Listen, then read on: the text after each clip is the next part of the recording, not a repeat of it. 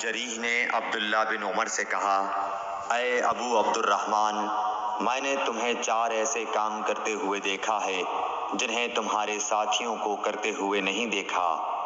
وہ کہنے لگے، اے ابن جریح، وہ کیا ہیں؟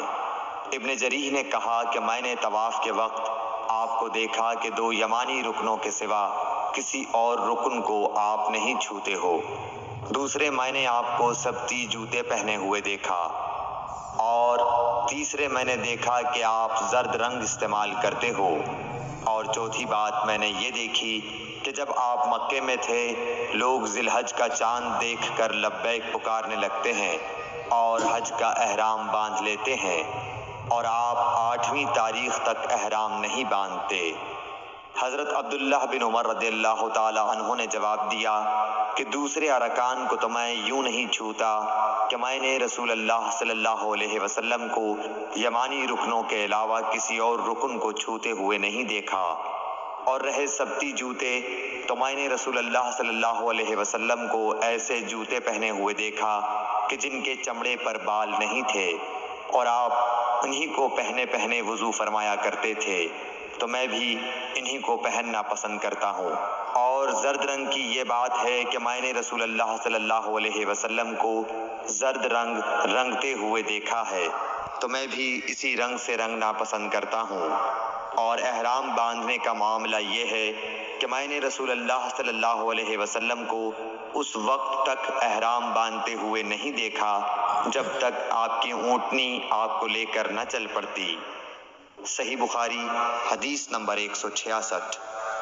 وسلم نے اپنی مرحومہ صاحبزادی حضرت زینب کو غسل دیتے وقت فرمایا تھا کہ غسل داہنی طرف سے دو اور اعضائے وضو سے غسل کی ابتدا کرو۔ صحیح بخاری حدیث نمبر 167۔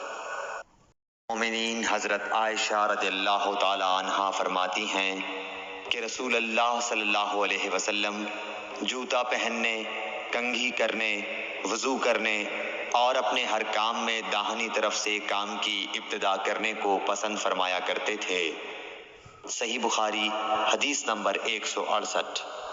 بن مالک رضی اللہ تعالی عنہ فرماتے ہیں کہ میں نے رسول اللہ صلی اللہ علیہ وسلم کو دیکھا کہ نماز عصر کا وقت آ گیا، لوگوں نے پانی تلاش کیا، جب انہیں پانی نہ ملا تو رسول اللہ صلی اللہ علیہ وسلم کے پاس ایک برتن میں وضو کے لیے پانی لایا گیا۔ رسول اللہ صلی اللہ علیہ وسلم نے اس میں اپنا ہاتھ ڈال دیا اور لوگوں کو حکم دیا کہ اسی برتن سے وضو کریں۔ حضرت انس رضی اللہ تعالی عنہ کہتے ہیں کہ میں نے دیکھا کہ آپ کی انگلیوں کے نیچے سے پانی چشمے کی طرح ابل رہا تھا، یہاں تک کہ قافلے کے آخری آدمی نے بھی وضو کر لیا۔ صحیح بخاری حدیث نمبر 169۔ کہتے ہیں کہ میں نے عبیدہ رضی اللہ تعالی عنہ سے کہا کہ ہمارے پاس رسول اللہ صلی اللہ علیہ وسلم کے کچھ بال مبارک ہیں جو ہمیں حضرت انس رضی اللہ تعالی عنہ سے یا ان کے گھر والوں کی طرف سے ملے ہیں۔ یہ سن کر عبیدہ نے کہا کہ اگر میرے پاس ان بالوں میں سے ایک بھی ہو تو وہ میرے لیے ساری دنیا اور اس کی ہر چیز سے زیادہ عزیز ہے۔ صحیح بخاری حدیث نمبر 170۔ کریم صلی اللہ علیہ وسلم نے حجۃ الوداع میں جب سر کے بال منڈوائے تو سب سے پہلے ابو طلحہ رضی اللہ تعالی عنہ نے آپ کے بال لیے تھے۔ صحیح بخاری حدیث نمبر 171۔ صلی اللہ علیہ وسلم نے فرمایا کہ جب کتا تم میں سے کسی کے برتن میں سے کچھ پی لے تو اس کو 7 مرتبہ دھو لو تو پاک ہو جائے گا۔ صحیح بخاری حدیث نمبر 172۔ کریم صلی اللہ علیہ وسلم نے فرمایا کہ ایک شخص نے ایک کتے کو دیکھا جو پیاس کی وجہ سے گیلی مٹی کھا رہا تھا، تو اس شخص نے اپنا موزہ لیا اور اس سے پانی بھر کر پلانے لگا حتیٰ کہ اس کو خوب سیراب کر دیا۔ اللہ نے اس شخص کے اس کام کی قدر کی اور اسے جنت میں داخل کر دیا۔ صحیح بخاری حدیث نمبر 173۔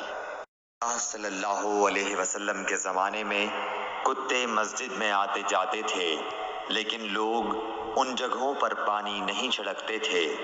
صحیح بخاری حدیث نمبر 174۔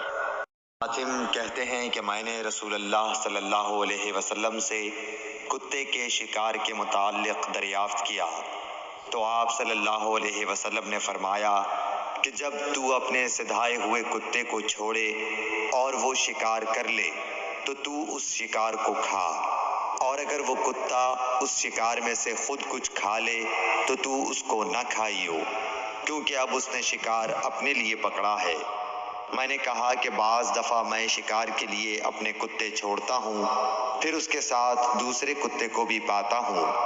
آپ صلی اللہ علیہ وسلم نے فرمایا پھر مت کھا، کیونکہ تم نے بسم اللہ اپنے کتے پر پڑھی تھی، دوسرے کتے پر نہیں پڑھی۔ صحیح بخاری حدیث نمبر 175۔